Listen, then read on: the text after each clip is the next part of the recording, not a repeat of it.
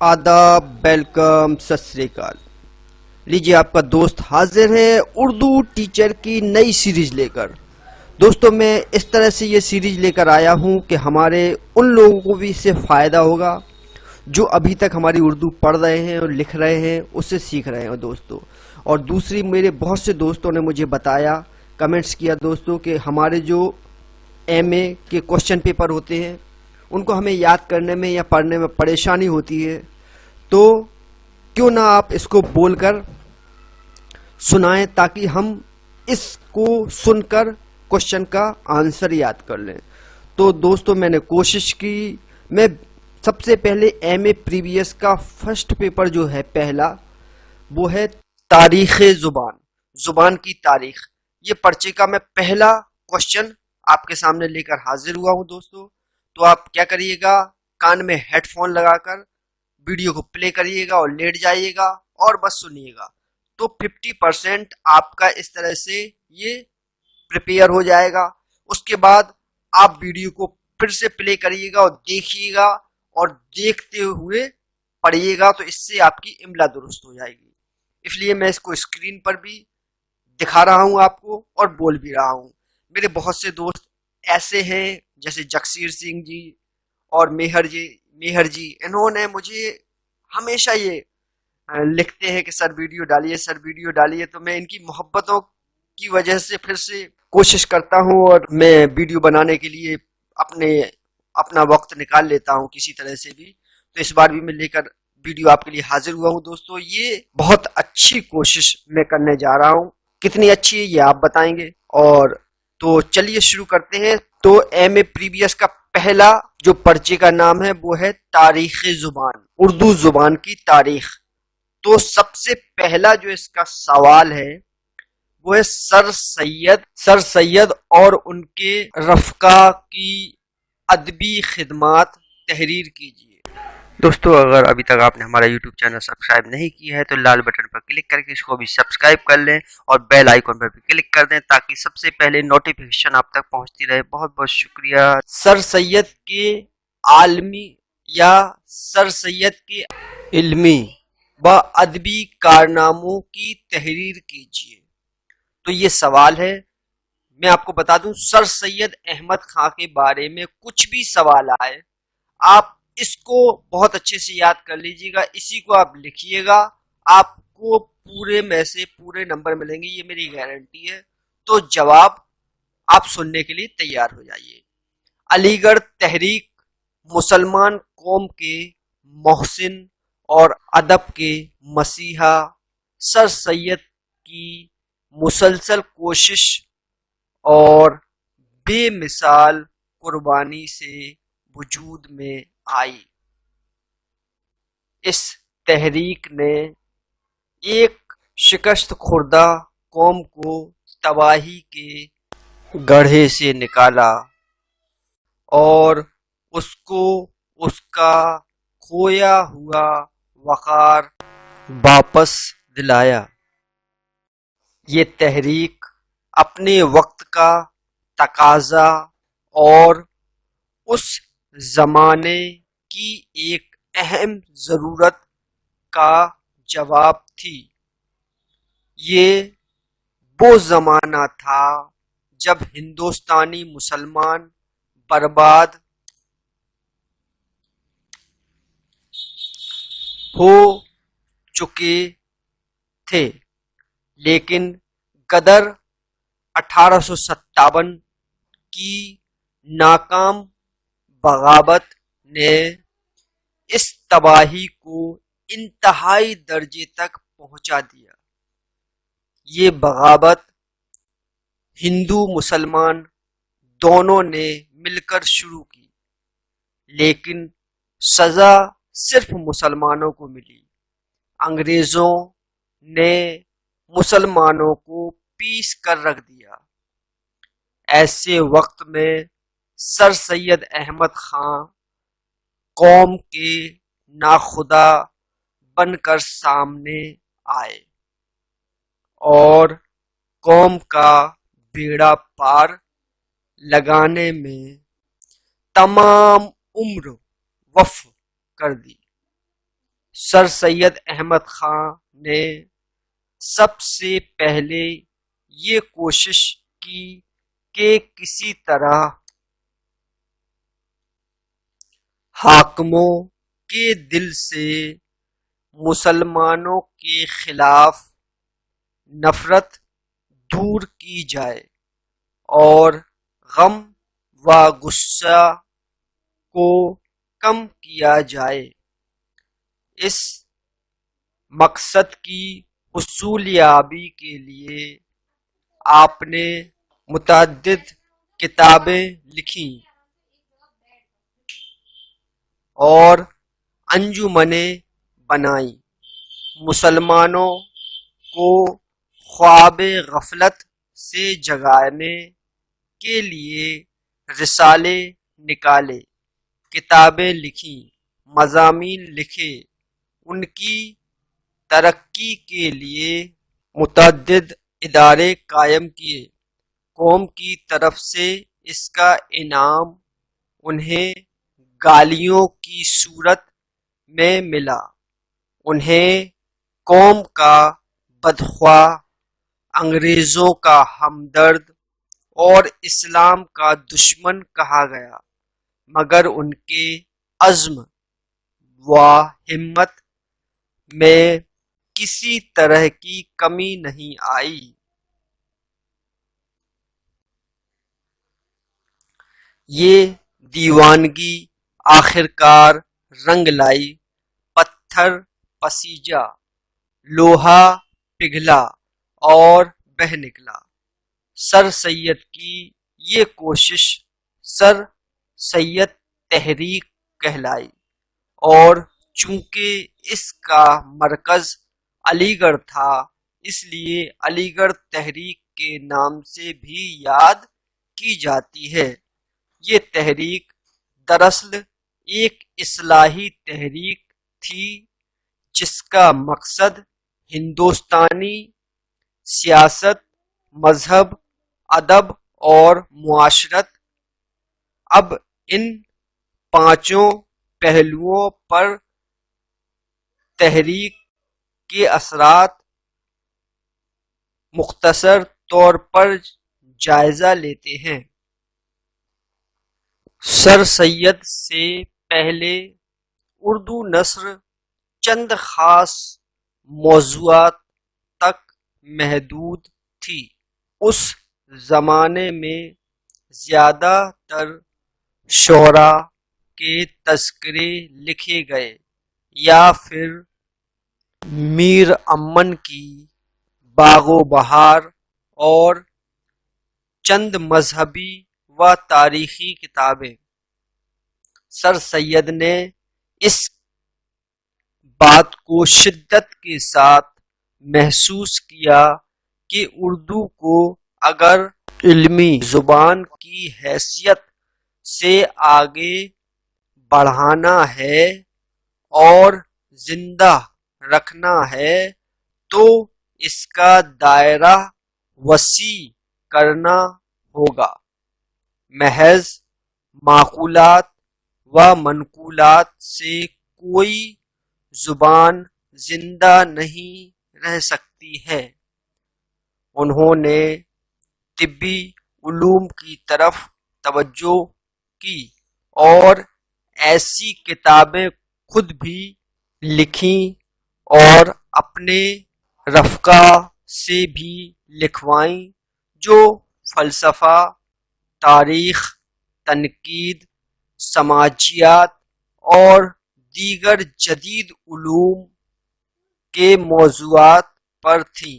سر سید کی علمی اور ادبی تحریک نے نہ صرف یہ کہ موضوعات میں وسعت پیدا کی بلکہ پرانے رجحانات کو بھی بدل ڈالا اور لوگوں میں ایک نیا علمی مذاق پیدا کیا۔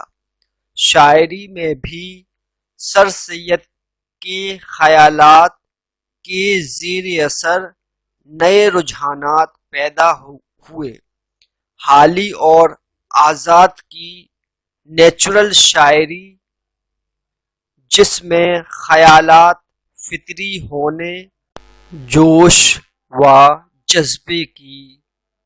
دوستو اگر ابھی تک آپ نے ہمارا یوٹیوب چینل سبسکرائب نہیں کیا ہے تو لال بٹن پر کلک کر کے اس کو بھی سبسکرائب کر لیں اور بیل آئیکن پر بھی کلک کر دیں تاکہ آنے والے ویڈیوز کی نوٹیفیکیشن آپ تک پہنچتی رہے۔ آئیے شروع۔ اصلیت ہونے پر زور دیا گیا۔ علی گڑھ تحریک کی ایک اور دین یہ بھی ہے کہ حالی نے قدیم مبالغہ آمیز بے مصرف شاعری کی مذمت کی اور ایسی شاعری کو فروغ دینے کی کوشش کی جس سے ملک و قوم کو فائدہ پہنچے۔ سر سید کے رفیقوں میں نواب محسن ملک، مولانا حالی، مولانا شبلی، مولوی نذیر احمد، مولوی چراغ علی اور مولوی ذکاء اللہ جیسے نامور اور ذی علم لوگ تھے جنہوں نے علم و ادب کے الگ الگ میدانوں میں اپنے اپنے جوہر دکھائے اور سر سید کی تحریک کو چہار سمت پھیلا دیا۔ شبلی نے اسلامی تاریخ اور اسلامی علوم پر جو کتابیں اور مضامین تصنیف کیے وہ اردو میں بالکل نئے تھے اور وقت کے تقاضوں کے مطابق بھی۔ مولوی نذیر احمد کے ناول معاشرے کی اصلاح کے نقطہ نظر سے بہت مفید ثابت ہوئے۔ مولانا حالی ہمہ جہت شخص تھے۔ تنقید اور سوانح کے میدان میں انہوں نے جو کام کیے وہ ہمارے اردو ادب کا بیش بہا سرمایہ ہے۔ حالی پہلے شخص تھے جنہوں نے اردو میں مغربی طرز کی سوانح نگاری کے کامیاب نمونے پیش کیے۔ حالی سے پہلے اردو میں سوانح کی روایت موجود نہ تھی۔ تنقید سے بھی اردو دنیا پہلی مرتبہ حالی کے مقدمہ شعر و شاعری کے ذریعے ہی روشناس ہوئی۔ آپ نے پہل شاعری کا خاص طور پر جائزہ لیا اور یہ بتایا کہ شاعری میں کون کون سی خصوصیات ہونی چاہیے اور کون سی نہیں۔ سر سید نے تہذیب الاخلاق نامی رسالہ جاری کر کے بھی ادب کی بڑی خدمت کی۔ نواب محسن الملک تہذیب الاخلاق کے خاص مضمون نگاروں میں تھے۔ انہوں نے مسلسل تہذیب الاخلاق کے لیے مقالے لکھے اور اس طرح اردو میں مقالہ نگاری کی ابتدا ہوئی۔ سر سید خود بھی ادب سے تبلیغ اور اشاعت کا کام لینا چاہتے تھے۔ انہوں نے تقریر و تحریر دونوں کو اپنے نصب العین کی ترویج کے لیے استعمال کیا۔ سر سید نے انگریزی طرز پر جو مضامین تحریر کیے ان سے اردو میں مضمون نگاری کی بنیاد پڑی۔ اس طرح دیکھا جائے تو سر سید کا زمانہ اردو نثر اور اردو شاعری دونوں کی وسعت، پھیلاؤ اور ترقی کا زمانہ تھا۔ سر سید اور ان رفیقوں نے نثر اور نظم دونوں میں نئی نئی راہیں نکالی۔ اور ان کو وسعت و ترقی دی۔ انہوں نے ادب کو زندگی اور اس کے تقاضوں سے قریب کر دیا، جس سے اردو داں طبقے کو کھلی فضا کا احساس ہوا۔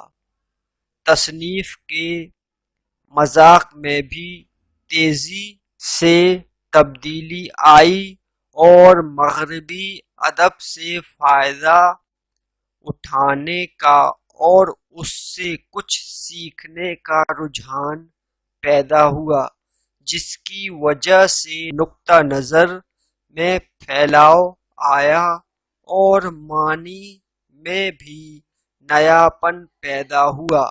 ثقالت اور بوجھل پن سے پاک کیا، غیر ضروری اور بیجا مصرف، قافیہ آرائی کو ترک کیا، رنگین عبارت آرائی کی جگہ سادگی اور اختصار نے لے لی۔ سر سید اور ان کے رفیقوں نے تھوڑے ہی عرصے میں اردو زبان کو اس قابل بنا دیا کہ ہر قسم کے مضامین اس میں ادا کیے جانے لگے۔ اس ضمن میں حالی اور شبلی نے جو کارنامے انجام دیے، ان کی اہمیت اور وقت ہمیشہ باقی رہے گی۔ سر سید تحریک کا اہم قدم علی گڑھ میں کالج کا قیام تھا۔ اس کالج کا نام محمدن اینگلو اورینٹل کالج رکھا گیا۔ اس میں جدید مغربی علوم اور قدیم مشرقی علوم دونوں کی تعلیم کا بندوبست تھا۔ اس کا پہلا شعبہ تو خوب پھلا پھولا، دوسرا آپ سے آپ ختم ہو گیا۔ سر سید بھی جدید مغربی تعلیم کو ہی مفید اور کارآمد سمجھتے تھے، اس کی طرف تو انہوں نے خاطر خواہ توجہ دی، دوسرا شعبہ ان کی بے توجہی کا شکار ہو گیا۔ یہ کالج ترقی کرتے کرتے بالآخر علی گڑھ مسلم یونیورسٹی کی شکل میں نمودار ہوا اور الحمدللہ ترقی کی راہ پر گامزن ہے۔ اصلاح معاشرت سر سید کا نصب العین تھا۔ ایسا کوئی عیب نہ تھا جو ہم میں نہ پایا جاتا ہو۔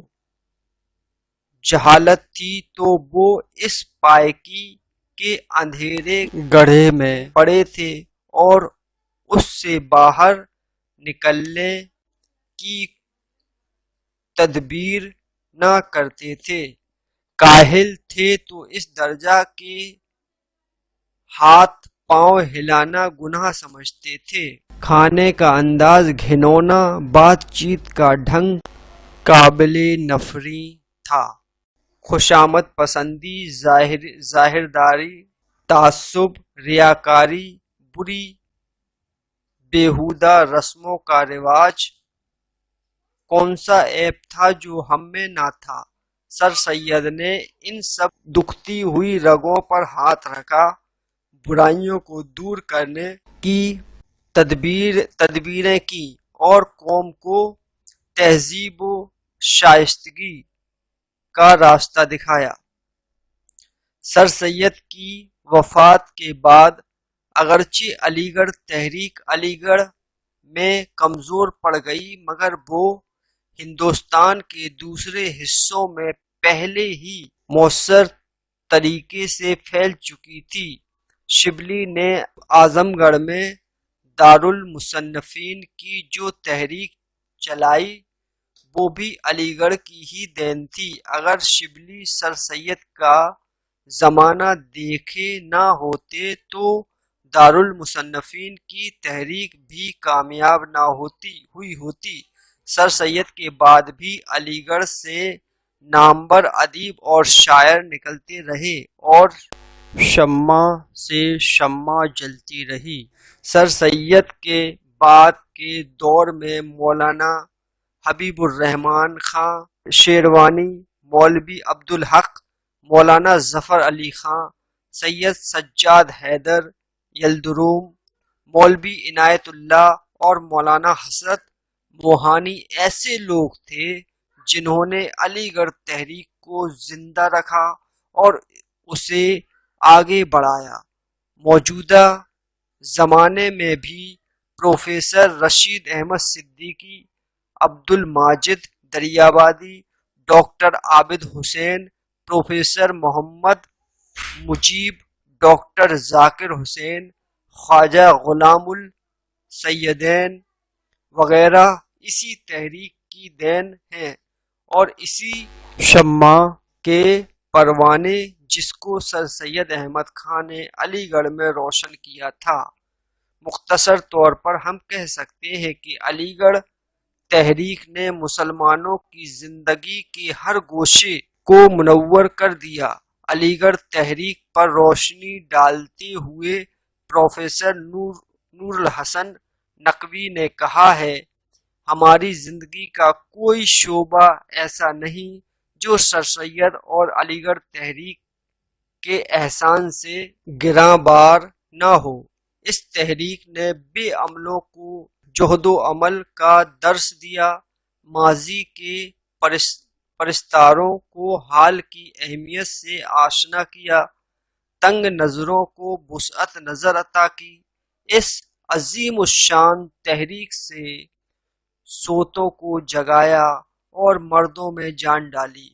مختصر یہ کہ سر سید اور علی گڑھ تحریک نے ہندوستانی مسلمانوں کو زندہ قوموں کی طرح زندگی گزارنے اور سر بلند کر جینے کا سلیقہ سکھایا۔